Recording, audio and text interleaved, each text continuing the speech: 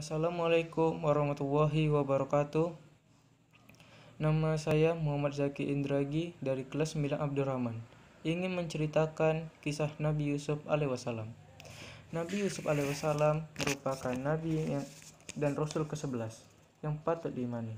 Dalam surat Yusuf diceritakan bahwa Nabi Yusuf memiliki ketampanan yang membuat saudara iri. Tak hanya itu, Nabi Yusuf juga merupakan salah satu anak kesayangan Nabi Yakub yang merupakan sang orang tua yang sendiri. Itulah yang membuat saudara-saudaranya merasa iri kepada Nabi Yusuf. Pada suatu ketika, Yusuf kecil bermimpi dan menceritakan mimpinya kepada sang ayah. "Wahai ayahku, sungguh aku bermimpi melihat 11 bintang, matahari, dan bulan. Kulihat semua yang sujud kepadaku," kata Yusuf kecil. Mendengar ucapan yang sang anak, Nabi Yakub meminta Yusuf tidak menceritakan mimpi tersebut kepada saudara-saudara. Dari mimpi tersebut, Nabi Yakub mengetahui bahwa kelak Yusuf dewasa juga akan diangkat menjadi seorang Rasul Allah. Dikaruniai ketampanan dan mendapat kasih sayang lebih dari sang ayah, membuat Yusuf disingkirkan oleh saudara-saudaranya. Semua saudara Yusuf mencari jalan bagaimana agar kasih sayang sang ayah juga bisa kembali tertumpahkan kepada mereka, tak hanya kepada Yusuf. Salah satu cara yang dilakukan saudara Yusuf adalah dengan menyerumuskan Yusuf ke dalam sumur yang cukup dalam. Kemudian saudara-saudara Yusuf menjelaskan alibi dan alasan mereka kepada sang ayah, bahwa Yusuf terbunuh akibat diterkam serigala. Mereka semua membuat baju Yusuf seolah dilumuri darah dan diberikan kepada sang ayah, Nabi Yakub alaihissalam. Jika pada umumnya seorang anak kecil yang diletakkan dalam sumur dalam keadaan tak berbaju lalu ditinggalkan, pasti akan menimbulkan rasa takut, cemas, khawatir melalui tangisan dan jeritan meminta tolong. Namun tidak demikian bagi Yusuf. Dari mimpi yang diceritakan kepada sang ayah, ia merasa terhibur dan kemudian mendapat wahyu saat berada dalam sumur, bahwa ia tidak perlu khawatir dan Allah pasti akan menyelamatkannya. Benar saja, seorang khalifah kemudian datang menyelamatkan Yusuf yang kemudian membawanya ke Mesir, menjualnya sebagai budak dan akhirnya dijadikan sebagai anak angkat oleh Perdana Menteri Mesir.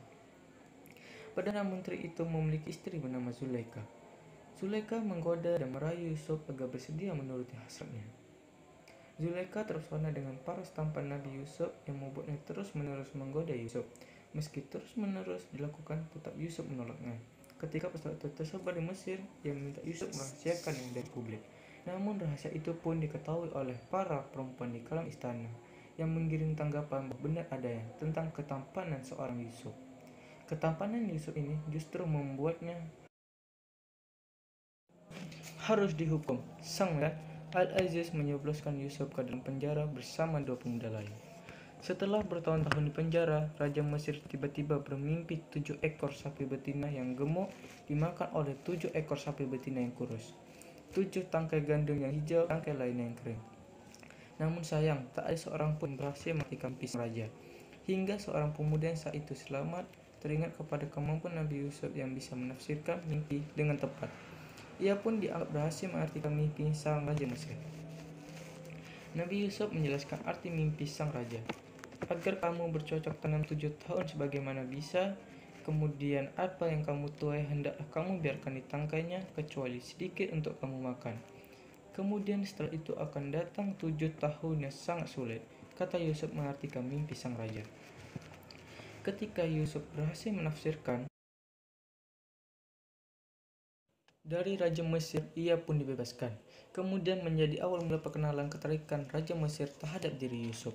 Hingga suatu hari terbongkar sudah tipu daya istri menteri Zulaikha dan terbuktinya kebenaran atas penjelasan Yusuf bahwa dirinya adalah korban yang digoda, bukan sebagai pelaku yang menggoda terlebih dahulu. Keberhasilan Yusuf mengartikan mimpi itu membuat Raja Mesir membuatnya menjadi salah satu seorang terdekat raja. Yusuf pun diminta untuk menjadi bendahara, seseorang yang berkedudukan tinggi di Mesir.